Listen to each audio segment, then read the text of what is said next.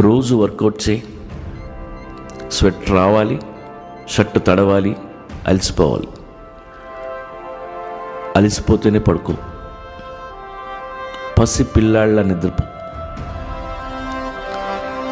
దేనికి భయపడద్దు. భయపడితే కిడ్నీస్ ఎఫెక్ట్ అవుతాయి.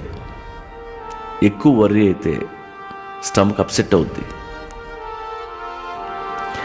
యాంగర్ కంట్రోల్ చేయలేకపోతే లివర్ దుబ్బుద్ది. ప్రతిదానికి స్ట్రెస్ ఫీల్ అవుతూ పోతే ఆ గుండె ఆగిపోద్ది.